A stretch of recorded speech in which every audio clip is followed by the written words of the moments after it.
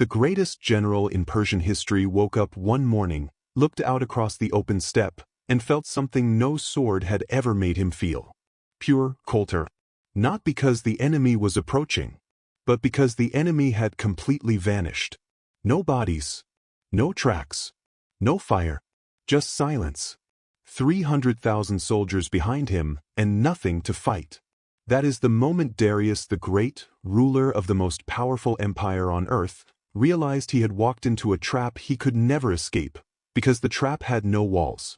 This is the story of the invisible weapon that handed men with no cities, no castles, and no fixed homeland complete dominance over half the known world. And the strangest part is, historians have been staring at it for centuries without ever fully naming it. The weapon was not the composite bow, though that was terrifying. It was not the poisoned arrows, though soldiers who survived the wound often wished they hadn't. It was not even the horse, which gave these warriors speed no settled army could match. The real weapon was something no blacksmith could forge and no enemy could steal. It was the complete, radical, total absence of anything to lose. Think about what that actually means in war. Every empire, every city-state, every settled civilization in history has fought with one hidden vulnerability: they had something to protect. A capital, a granary, a palace, a population that could not move. The moment an enemy threatened those things, the entire war changed. Negotiations started. Compromises happened. Walls were built.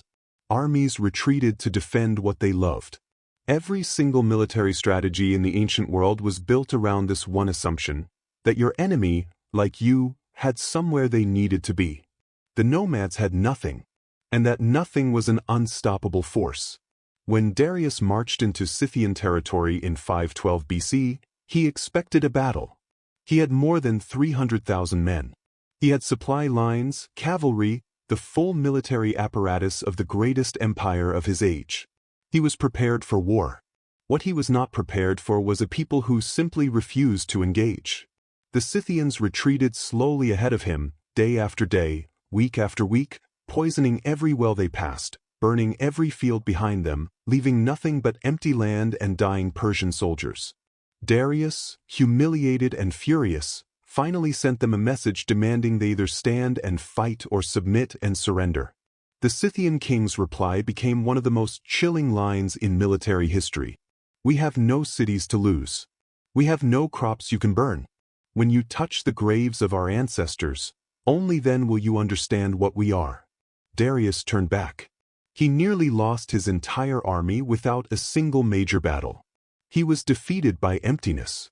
But this is where most people stop the story, and they miss the part that is actually disturbing. Because it was not just the Scythians.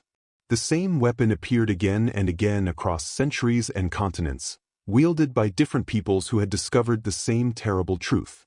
The Mongols used it to build the largest contiguous land empire in human history. The Huns used it to make the Roman Empire shake and eventually fracture. The Arab nomadic tribes of the desert used it to explode outward in the 7th century and rewrite the entire map of the known world in a single generation. Every single time, the settled civilizations they faced had bigger populations, better infrastructure, more resources, and lost anyway. The pattern is always the same, and it is always shocking. The Mongol army in particular was masters of this weapon at its most sophisticated level. They did not simply retreat and disappear. They used their mobility to appear where no army was supposed to be, strike at full force, then dissolve back into the landscape before a response could form. Cities that received news of a Mongol attack nearby had already surrendered in their minds before the horses arrived. The Mongol intelligence network, the Yam system, meant messages and orders could travel 200 miles a day across an empire that stretched from the Pacific Ocean to Eastern Europe. Their enemy was always reacting to yesterday's information. The Mongols were always already somewhere else. Here is what nobody talks about. The psychological warfare that came with this weapon was not a side effect. It was the primary mechanism. The Mongols deliberately allowed a small number of survivors to escape destroyed cities. Not out of mercy. As messengers. These broken, traumatized people stumbled into the next town and described what they had seen. And the next city, upon hearing the account, often collapsed internally before a single Mongol soldier appeared outside its walls. Populations turned against their own rulers. Armies deserted. Gates opened. One destroyed city could cause 10 cities to surrender without a fight. The invisible weapon was not just mobility, it was the weaponization of information, of fear, of the human mind itself. And then there is the fact that makes this story permanently unsettling for anyone living in a civilization today. These nomadic warriors were not primitive. They were not barbaric in the way settled historians wrote them off for centuries. The Scythians ran the first truly continental trade network before the Silk Road had a name. They controlled grain supplies to Greece, sold furs to Persia, traded silk from China. They made art of breathtaking sophistication, gold jewelry that modern craftsmen study for technique. They were your worst nightmare and your most essential trading partner at the same time.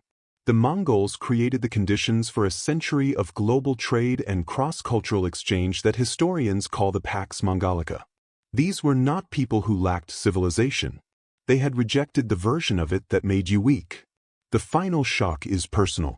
The trousers you are wearing right now were invented by nomads who needed to ride for months without stopping. The military cavalry tactics that shaped warfare for over 1,000 years trace directly back to the steppe.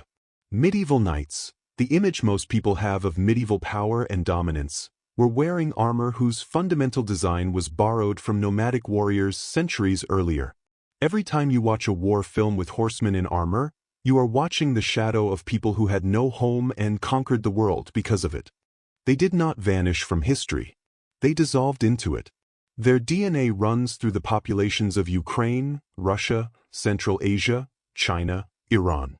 Their tactics live inside modern military doctrine on rapid deployment, psychological operations, and asymmetric warfare.